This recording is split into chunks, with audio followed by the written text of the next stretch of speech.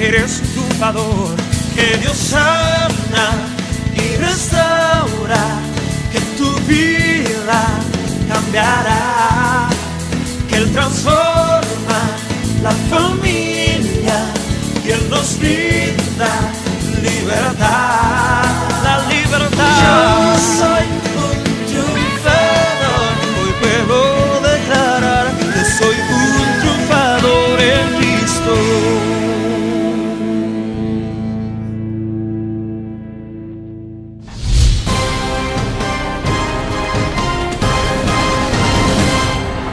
Yo me imagino que los ciudadanos, cuando tenían que consumir esta agua, se sentían muy mal. Y eso es lo mismo que el Señor utiliza para hablarles. ¿Te incomoda el agua tibia? ¿No te gusta? De esa misma manera a mí también me incomoda tu frialdad, tu tibieza espiritual. En el Señor no existe el vamos a ver, o cómo está mi situación, o cómo es la cosa. No. O yo estoy o no estoy, o yo le sirvo a Dios o no le sirvo a Dios, o yo le entrego mi corazón al Señor o no se lo he entregado, o me convierto o no me convierto. Pero no existe ese término ahí entre dos. Porque cada vez que tú estés pegado a la fuente, el Señor viene y te dice, estas cosas hay que arreglarlas, estas cosas hay que cambiarlas, te bendigo aquí, esto está bien, esto está mal, y se calibra tu alma en la presencia del Señor.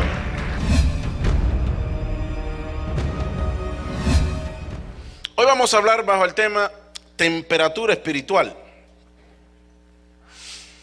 Temperatura espiritual. Y aclaro, porque uno no piensa en nadie cuando uno está hablando. No estamos hablando de nadie. Estas son cosas que Dios pone en el corazón de uno. Antes, cuando uno va empezando a predicar al principio, uno se preocupa por querer decir algo que al pueblo le edifique. A todo predicador le gusta dar un buen mensaje. Ahora bien, luego de un tiempo uno ya no se va preocupando tanto por eso, sino porque sea Dios el que hable. No tanto por querer decir algo agradable, sino que sea algo que venga de la boca de Dios, algo que sea Dios que lo diga. Y cada vez que a uno lo invitan a predicar o le toca predicar, siempre antes la pregunta era, Señor, ¿de qué voy a hablar? Después vamos evolucionando, vamos cambiando a, Señor, ¿qué tú quieres decir? Que es lo más importante. Así que esto no tiene que ver con absolutamente nadie. Ok, esto es algo que Dios puso en mi corazón. Apocalipsis capítulo 3 verso 14, dice la palabra del Señor: mensaje a la Odisea. Y escribe al ángel de la iglesia en la Odisea: he aquí el amén, el testigo fiel y verdadero, el principio de la creación de Dios, dice esto. Repita conmigo: yo conozco tus obras. Si aquí hay alguna persona que cree que a Dios se le escapa algo, está equivocado. Dios lo sabe absolutamente todo. Dios tiene el control absoluto de todo lo que nosotros hacemos, decimos y pensamos. Aquí Él está recordando, a todas y cada una de las iglesias les da la misma introducción: yo conozco tus obras. Dile al hermano que está a tu lado: Dios conoce tus obras. Verso 15: yo conozco tus obras, que ni eres frío ni caliente. Ojalá fueses frío o caliente, pero por cuanto eres tibio y no frío ni caliente, te vomitaré de mi boca. Porque tú dices, yo soy rico. Repita conmigo: porque tú dices. ¿Quién era que decía eso? Ellos decían. El Señor le dice: porque tú dices, yo soy rico y me he enriquecido, y de ninguna cosa tengo necesidad. Y no sabes que tú eres un desventurado, miserable, pobre, ciego y desnudo. Por tanto, yo te aconsejo que de mí compres oro refinado en fuego, para que seas rico, y vestiduras blancas para vestirte, y que no se descubra la vergüenza de tu desnudez. Y unge tus ojos con colirio, para que veas. Yo reprendo y castigo a todos los que amo. Sé pues celoso y arrepiéntete. Amén. Una palabra que todos nosotros hemos leído, hemos escuchado acerca de ella. Ahora bien, para empezar a hablar de ello, ¿cuántos de los que están aquí nacieron y se criaron en Santiago? Levántame la mano. Obviamente la gran mayoría. Los que nacimos y nos criamos en Santiago, tuvimos la suerte, por así decirlo, o la oportunidad de criarnos bebiendo un agua dulce, un agua de calidad, un agua buena. Yo recuerdo que cuando yo salía de Santiago a algunos lugares específicos, cuando yo iba a tomar agua, algunas veces el agua le sabe a uno rara. Y esto tiene que ver también con el proceso de purificación que le hacen a la agua, de donde la sacan, etcétera. Pero en sentido general, si ustedes recuerdan, ya las cosas han cambiado, ahora el agua se va mucho. Pero hace un tiempo en Santiago no se iba el agua, ¿recuerdan eso? En Santiago era muy abundante el agua. Yo tengo muchos familiares en Santo Domingo y cada vez que íbamos de vacaciones, uno dice, wow, Santo Domingo es la capital, allá se supone que las cosas deberían ser mejores.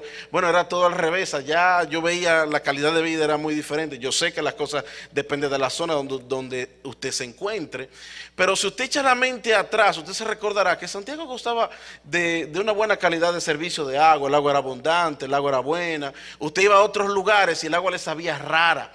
Habían sitios donde para purificarla, yo recuerdo que le echaban un asunto que se llamaba clorísima o algo así, eran como unas gotas. Y cuando usted bebía, ¿cómo es que se llama? Purísima, gracias. Le echaban unas gotitas y el agua sabía bastante rara. Había personas que tenían sus filtros, ya eso era más bendecido, prosperado y en Victoria, filtros de mayor calidad. Y el agua ya no te sabía tan extraña en ese momento. Si la mayoría de nosotros, los que nos criamos bebiendo un agua más o menos, que sabe más o menos bien, hubiésemos viajado o hubiésemos estado en el tiempo en que el apóstol Juan escribió esta carta y hubiésemos estado en la Odisea, nos hubiera pasado lo mismo que yo les estoy contando ahora del agua que sabe como rara y no necesariamente por asuntos de purificación. Porque ¿qué es lo que está pasando? El apóstol Juan escribió esta carta aproximadamente en el año 94, 96, luego de la era cristiana, y les está escribiendo literalmente, él dice, apóstol Juan, a las iglesias que están en Asia. Se está refiriendo a la región de Asia Menor, que hoy en día equivale a lo que es Turquía.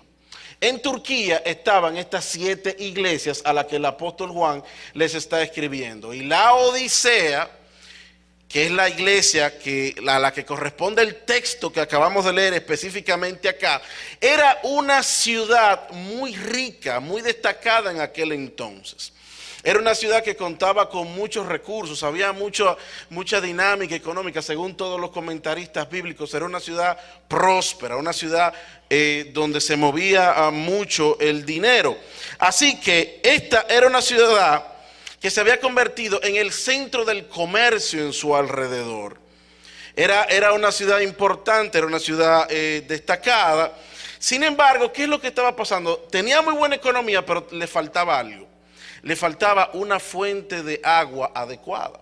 Razón por la cual en la ciudad de la Odisea se tuvo que construir un acueducto.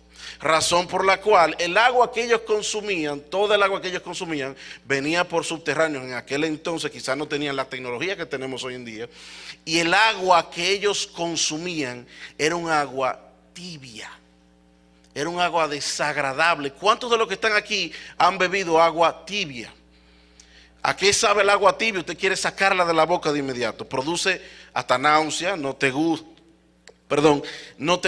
es desagradable, no es agradable. Así que en la Odisea tenía mucha prosperidad, estaba todo muy bien, pero tenían un problema, no tenían agua de calidad. Así que yo me imagino que dicen algunos comentaristas bíblicos que en la economía en la Odisea se destacaba por 3 razones específicas. Ellos eran muy buenos con la lana, ellos eran muy buenos prestando dinero y también eran muy buenos, vamos a buscarlo acá,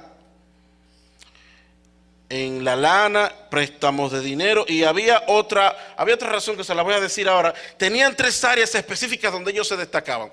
Entonces, ¿qué pasa? Yo me imagino Hoy en día usted conoce de diferentes países que se destacan por algunas razones, diferentes ciudades. Nosotros conocemos que en Cuba la medicina está supuestamente muy avanzada. Quizá la gente en aquel entonces le decía, tú necesitas dinero, pues en la Odisea quizá te dan una mejor tasa de interés, qué sé yo. La medicina está muy avanzada, en la Odisea hay buenos médicos, te van a atender mejor, etcétera. Pero cuando la gente llegaba y probaba el agua, la escupían inmediatamente porque era un agua desagradable, el agua era tibia. Entonces, ¿qué es lo que está pasando acá? El Señor utiliza una analogía para llevarle un mensaje muy importante a la gente de la Odisea. Les está hablando en un lenguaje que ellos conocen, de una problemática muy conocida por todos ellos, porque ellos tenían muy buenas cosas.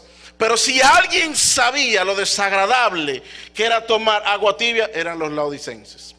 Si alguien sabía lo desagradable que era beberse agua en esa temperatura, eran ellos. Así que el Señor les está hablando en un término que ellos literalmente conocen. La gente estaba muy emocionada con todas las cosas que estaban pasando a su alrededor, pero tenían ese pequeñito detalle. Así que yo me imagino que los ciudadanos, cuando tenían que consumir esta agua, se sentían muy mal. Y eso es lo mismo que el Señor utiliza para hablarles. ¿Te incomoda el agua tibia? ¿No te gusta? De esa misma manera a mí también me incomoda tu frialdad, tu tibieza espiritual. Por eso el Señor utiliza un lenguaje que tú comprendes. ¿Tú sabes por qué? Porque Dios te va a hablar a ti de detalles, de cosas, de acciones en tu vida espiritual que nadie más conoce, sino que tú solamente conoces. Y el Señor te va a hablar de una manera entendible, de una manera clara, de una manera directa, y te va a dejar saber cuáles áreas de nuestra vida Él quiere tratar con cada uno de nosotros. Nadie nos conoce más a todos nosotros que nuestro Dios. Nadie, absolutamente nadie. Dios sabe las áreas en las cuales tú eres fuerte. Dios sabe las áreas que tú necesitas fortalecer. Dios sabe todas las cosas que están pasando por tu mente. Así que dile a la persona que está a tu lado, prepárate, porque Dios te va a hablar directamente a ti de las cosas que tú necesitas escuchar. Dios sabe cómo hablarte directamente. Así que esta agua está a temperatura ambiente. Cuando ellos se la bebían, así le decía Dios, está fuerte, ¿verdad? Así está fuerte como tú estás viviendo espiritualmente.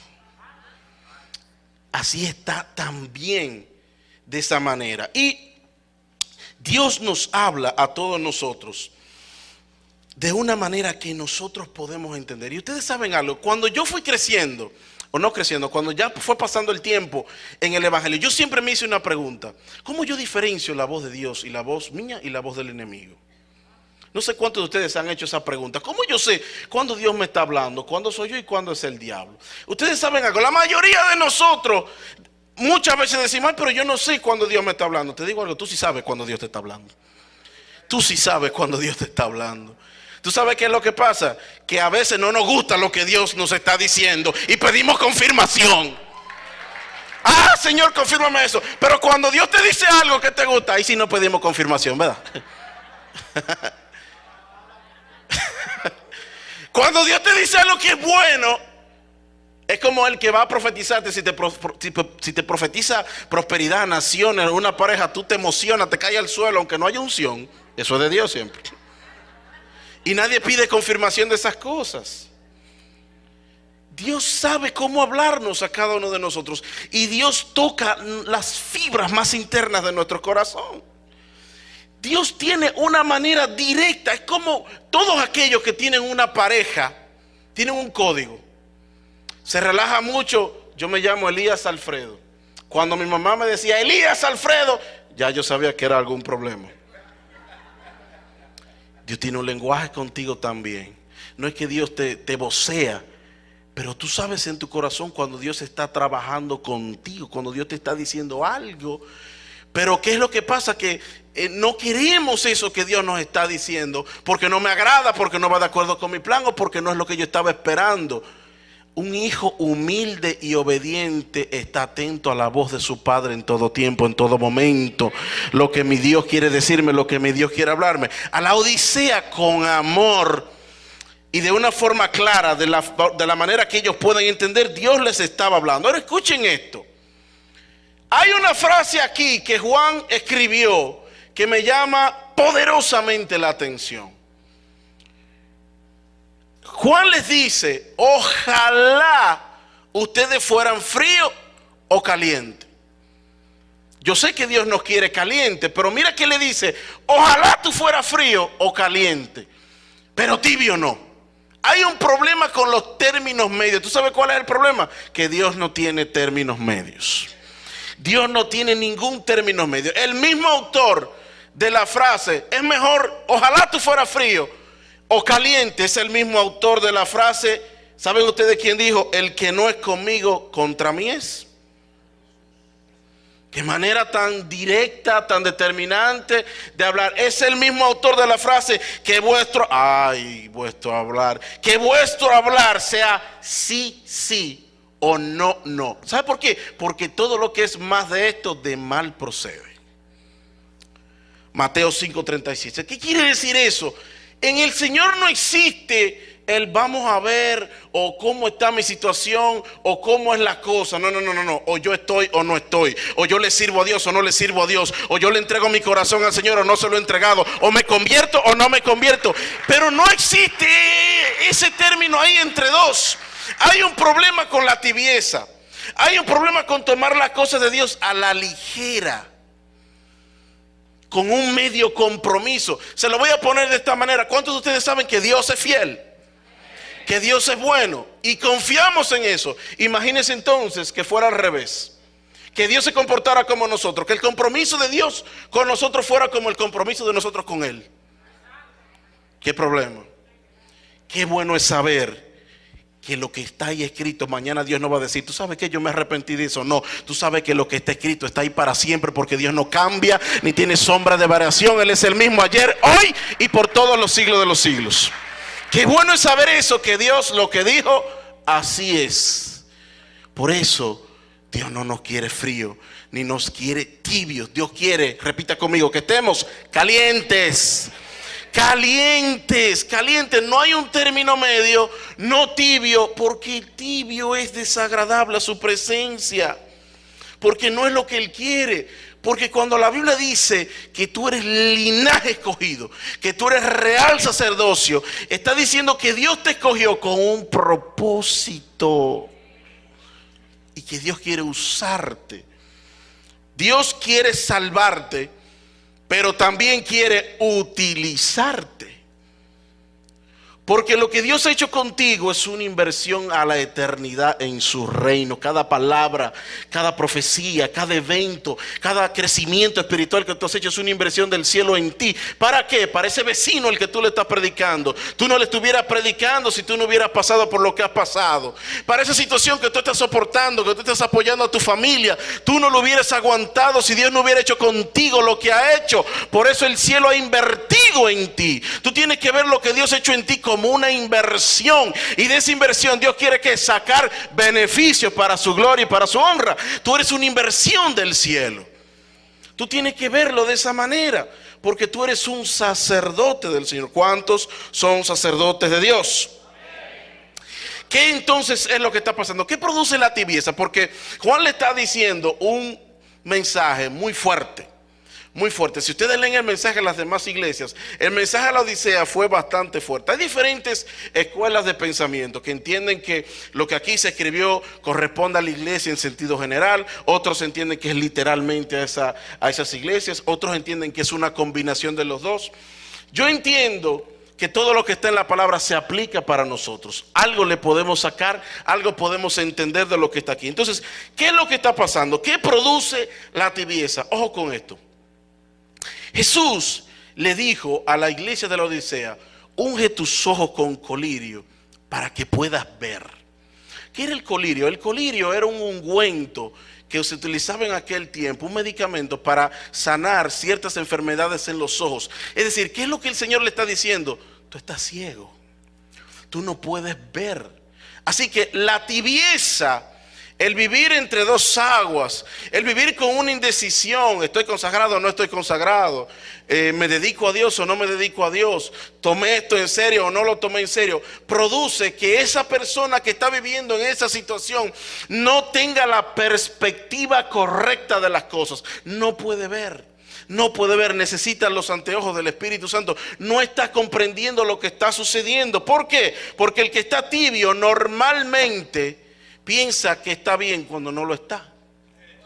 El que está tibio piensa que todas las cosas están tranquilas. ¿Cómo está todo? ¿Cómo está tu fe? Todo el mundo se da cuenta que hay algo que no anda bien. Pero el que está tibio no se preocupa porque hay un fuego que se apagó. Hay algo que solamente ha quedado en cenizas y no tiene la perspectiva correcta de las cosas. ¿Sabe por qué?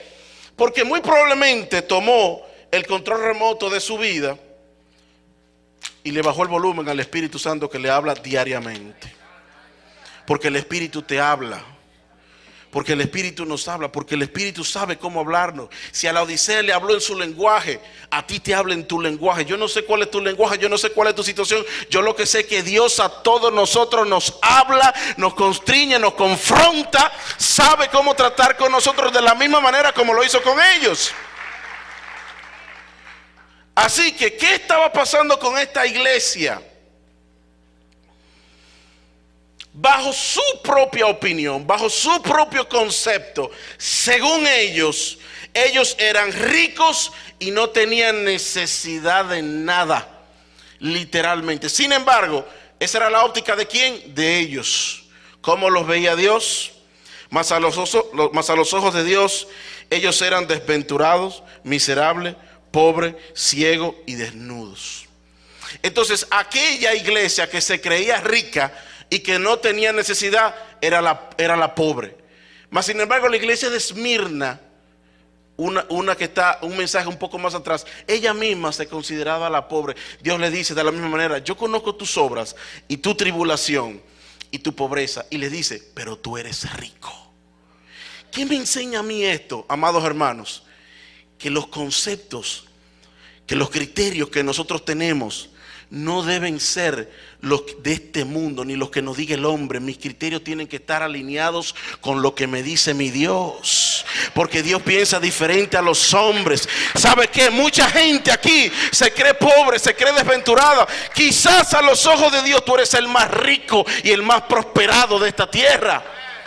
¿Por qué? Porque yo no dependo de la definición que me den los hombres. Tú no dependes de lo que el hombre ha dicho de ti.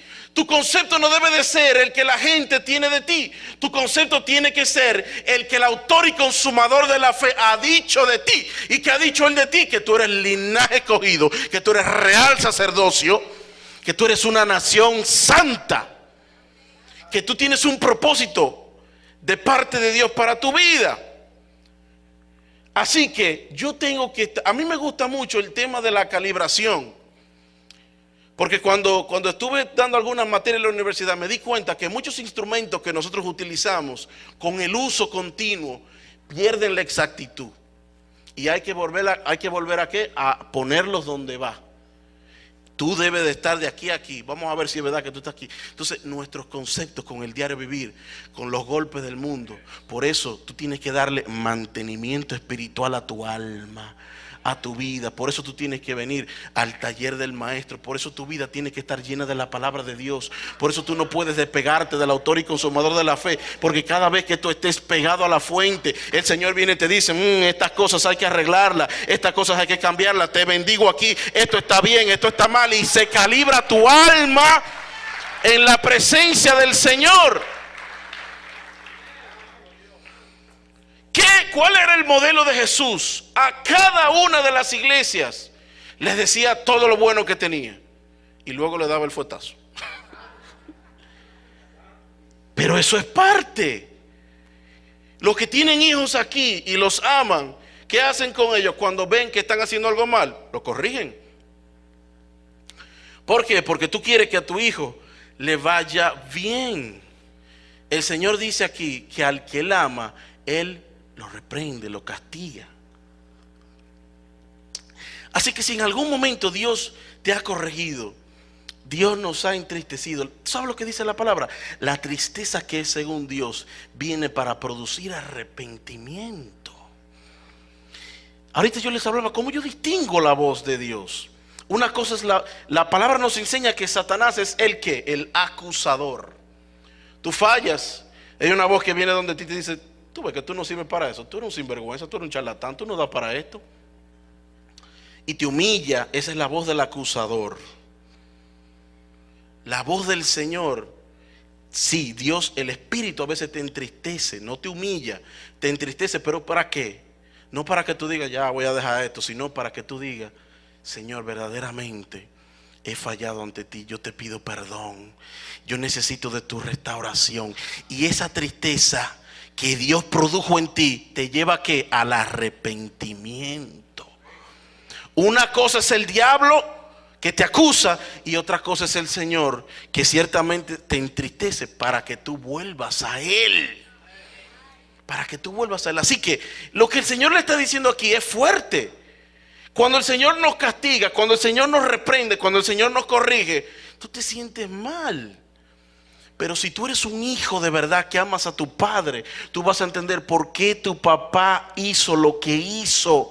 Y aunque te sientas triste, vas a volver humillado delante de tu presencia. Vas a volver delante de Él. Así que la tibieza produjo en la iglesia de la Odisea que no pudiera ver de la manera correcta. Perdió completamente la perspectiva. ¿Por qué? Porque en el momento que nos apartamos de Él, el mismo Señor dijo, separados de mí, ustedes nada pueden hacer. En la medida que yo me separo del Señor, voy perdiendo temperatura.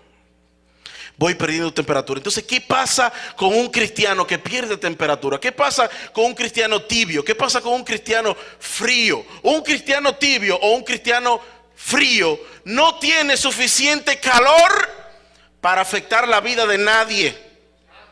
No puede. ¿Por qué? Porque te falta temperatura, te falta calor, te falta estar encendido, porque hay una llama que tiene que estar prendida dentro de tu interior. Así que si tú estás frío y estás tratando de hacer algo, por eso tú sientes que a veces hay cosas que no salen, porque tú sabes que Dios te está pidiendo otras cosas y no estamos haciendo lo que Dios nos está diciendo. Miren lo que dice el Señor acerca de uno que estaba encendido. Un cristiano tibio o frío no puede generar cambio en nadie, pero uno encendido puede afectar generaciones. Juan capítulo 5 verso 35. Jesús dijo lo siguiente acerca de Juan el Bautista. Él era una antorcha, repita conmigo, que ardía. Diga conmigo, ardía. Porque esto no es que un fueguito. Dios lo que quiere es que tú estés ardiendo. Ardiendo, y no estoy hablando de fanatismo, no estoy hablando de hacer mucha bulla, estoy hablando de que hay un ardor por Dios dentro de nuestro corazón que se puede traducir en lo que tú quieras, pero algo tiene que explotar dentro de ti si tú de verdad estás ardiendo por Él. Juan era una antorcha que ardía y alumbraba, decía Jesús. Wow, cuánto quisiéramos nosotros que Jesús tenga una opinión así de nosotros. Era una antorcha que ardía y alumbraba a otros. ¿Qué me enseña esto?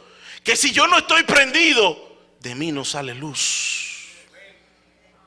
Yo necesito tener ese fuego, yo necesito tener eso que alguna vez sentí, que alguna vez Dios trabajó conmigo, que algunas situaciones vinieron, apagaron el gozo, lo que sea. No importa, hay que volver a buscar eso que el Señor nos dio. ¿Qué dijo el apóstol Pablo?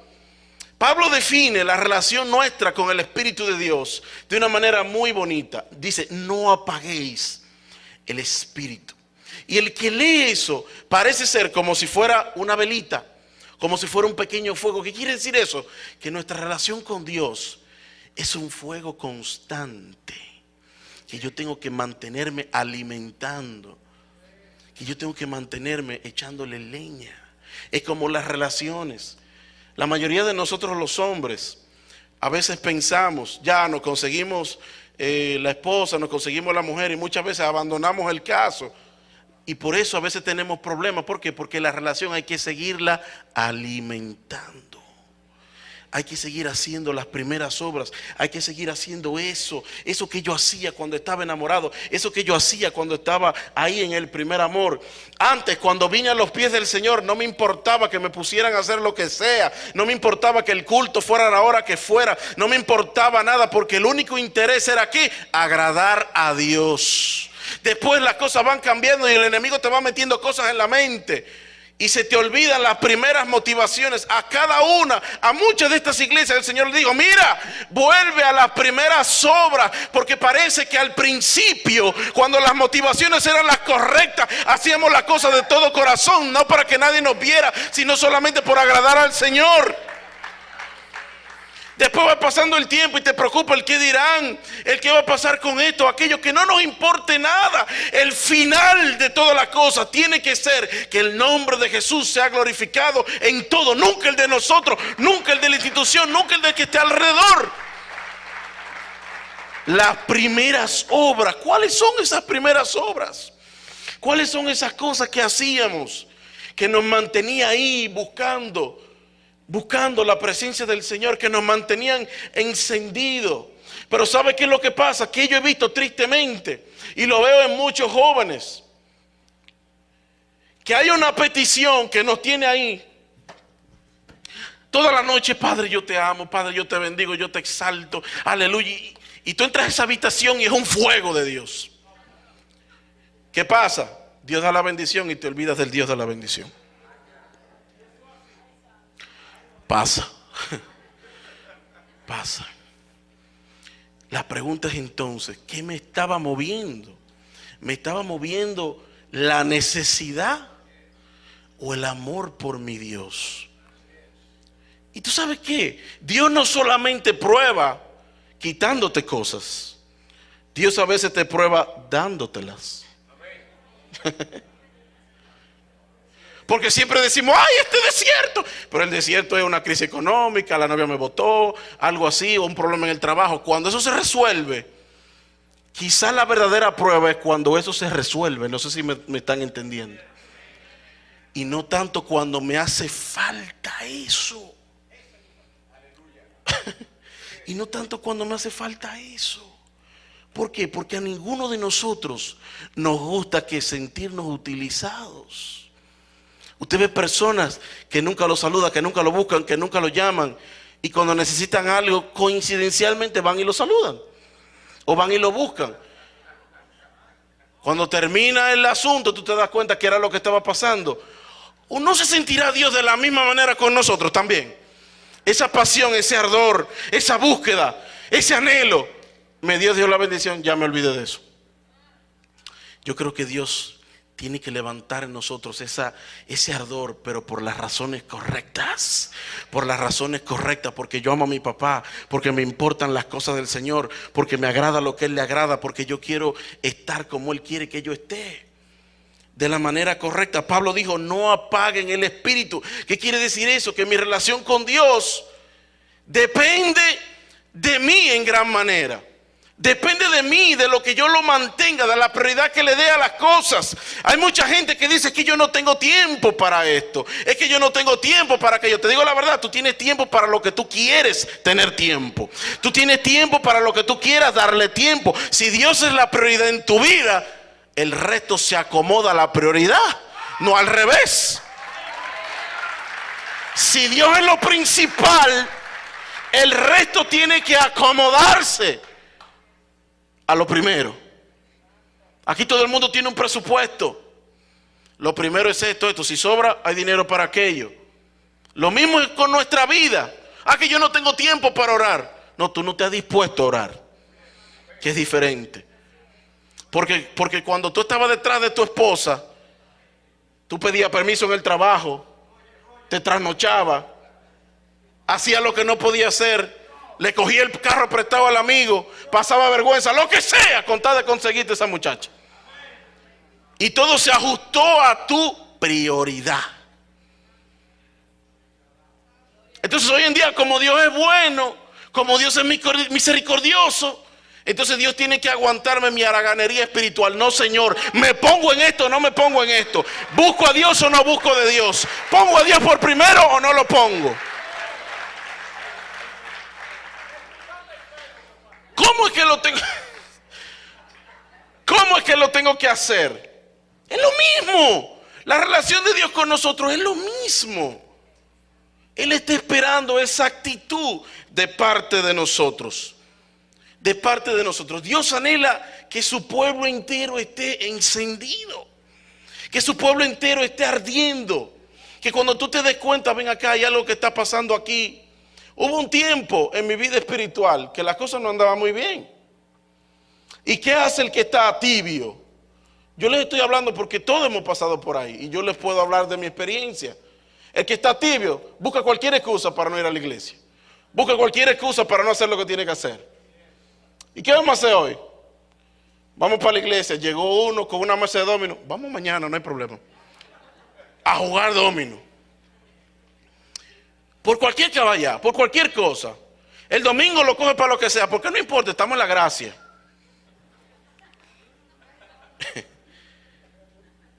Entonces, ¿qué está pasando? ¿Quién es mi prioridad? ¿La cambié o no? Y me di cuenta de lo que estaba pasando. Hasta que un amigo, y de que un día estábamos en el carro. Estábamos pasando por una situación y me dijo, mira, nosotros nos estamos secando. Y esa palabra a mí se me clavó ahí. Y ese día yo decidí, las cosas van a cambiar. Y Dios escuchó eso y las cosas cambiaron. Y las cosas cambiaron.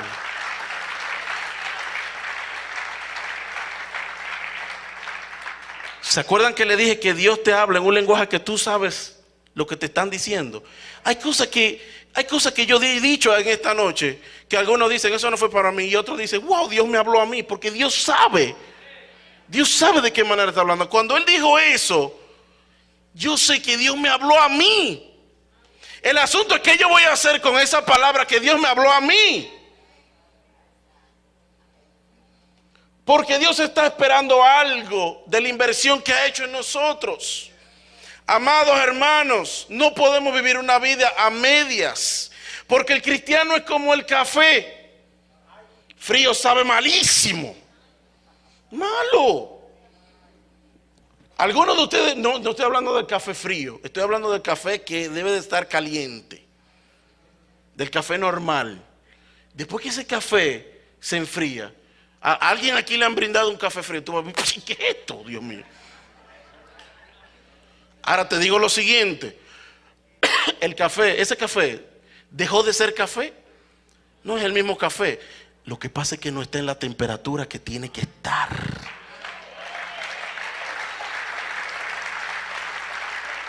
Es el mismo café. Entonces hay montones de cristianos que se acomodan a vivir una vida.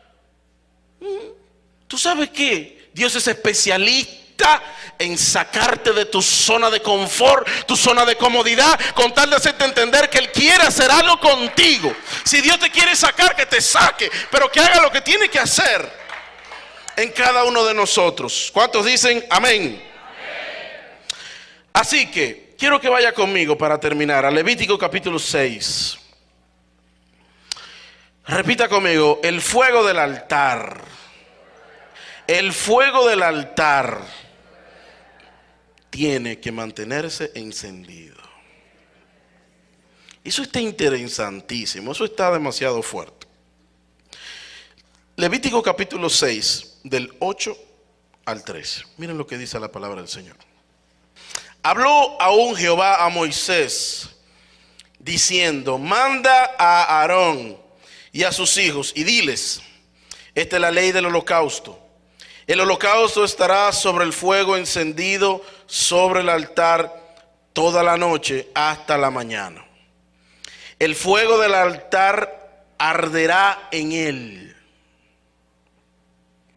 Y el sacerdote se pondrá su vestidura de lino y vestirá calzoncillos de lino sobre su cuerpo. Y cuando el fuego hubiere consumido el holocausto, apartará de él las cenizas sobre el altar y las pondrá junto al altar. Después se quitará sus vestiduras y se pondrá otras ropas y sacará las cenizas fuera del campamento a un lugar limpio. Escucha esto. Y el fuego encendido sobre el altar no se apagará. Repita conmigo, no se puede apagar. No se puede apagar. Sino que el sacerdote pondrá en él leña cada mañana y acomodará el holocausto sobre él y quemará sobre él las grosuras de los sacrificios de paz. El fuego arderá continuamente en el altar, no se apagará. Y la repite de nuevo, mira, no se apagará. Ahora bien, se pueden subir, jóvenes. ¿Qué es lo que está pasando aquí? Aquí hay algunas palabras claves. El que tiene donde anotar, que anote. El que tiene donde escribir, que escriba. El que tiene donde grabar, que grabe. Aquí hay algunas palabras claves. Toda aquella persona que quiere mantener su fuego ardiendo, su relación con el Señor constantemente encendida, aquí hay algunas palabras claves. La primera palabra es altar. Repite conmigo, altar. Tú tienes que tener un altar. Tú no puedes vivir una vida cristiana sin un altar. Tú tienes que tener un altar. Y no estoy hablando de en tu casa, en tu lugar secreto. Tú tienes que tener un altar. Un lugar, una hora específica para tú estar con tu Dios. No puede mantenerse el fuego ardiendo si yo no tengo un altar. Porque si venimos a la iglesia, escuchamos palabra, nos enseñan, y eso es de Dios, es un mandamiento de Dios. Pero también es un mandamiento de Dios que cuando tú estés en tu casa, entra en tu habitación, cierra la puerta y ora a tu Padre que está en secreto. Y tu Padre que te ve en secreto te va a recompensar en público. Lo que se ve aquí depende de lo que no se ve allá. Oh Señor, yo quiero que arda tu fuego en mí. Yo quiero que arda. Pero hay un altar que tú ni sabes dónde está. O en peor instancia, tú ni siquiera tienes uno. Tú tienes que tener un altar tuyo. Número 2. Sacerdote. Repite conmigo, sacerdote. Hay un altar y hay un sacerdote. Una de las razones de la reforma protestante es sacarnos de la mente a nosotros que todo tenía que ser el sacerdote, que todo tenía que ser el ministro. Y hay ciertas cosas que es el ministro. Pero Martín Lutero se puso a leer la Biblia y se dio cuenta, ven acá, pero aquí no dice que es el ministro solamente. Aquí dice que todos nosotros somos sacerdotes del Señor. Y que hay un solo mediador entre Dios y los hombres. Tenemos un pastor, un padre espiritual que nos enseña la palabra, que nos guía. Pero Él nos ha enseñado que llegamos al Padre no a través de Él. No es a través de Él. Es a través de Jesús. ¿Por qué? Porque ya Él hizo lo que tenía que hacer. Y Él nos hizo a todos nosotros sacerdotes. Para mucha gente yo sé que esto es un poco difícil de creer. Que yo soy sacerdote del Señor. Sí, tú eres sacerdote del Señor. Por eso tú no tienes que llamar necesariamente, si hay que predicarle a alguien, tú no tienes que llamar necesariamente a tu líder de célula. Tú tienes que creer que Dios pone en ti palabra para hablarle a quien tú tienes que hablarle. Que Dios pone en ti autoridad, que Dios pone en ti la gracia para hacerlo. ¿Y por qué lo pone? ¿Por qué? Porque tú tienes el Espíritu Santo dentro. El que inspira para dar la palabra. El autor intelectual de la palabra. Tú lo tienes dentro.